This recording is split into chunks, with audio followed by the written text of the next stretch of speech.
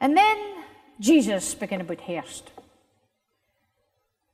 The farmer comes and he shoves his seed. And then he gets on with the business of working. He gangs and does other things, and he rises in the morning and he beds at night. And the seed grows without him paying any muckle heed to it.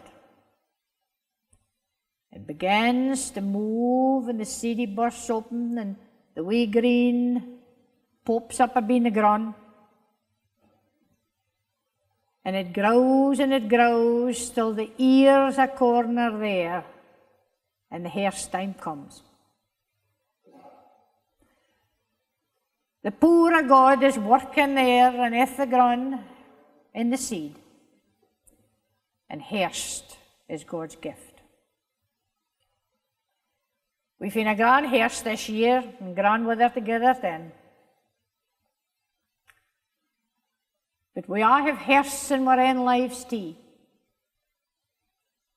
Families that grow, and we have been spending our days feeding them and providing for them and thinking little about exactly what we were doing. But they're growing, and they grow, and another generation comes, and we find ourselves proudly part to a family. And so, let's mind that God's in our personal Hairsts. The Hairsts that come for our day by day darg. For all the ordinary jobbies that have to be done, and all the things that we think of at the time is half a dreich and dreary. But God's in them, and the aim is our Hairst and our treasure. In the wee minutes in the day that we spend lifting up our hearts to Him. And the whiles that we spend giving heart to other folk. And the times that we forget ourselves and minding others.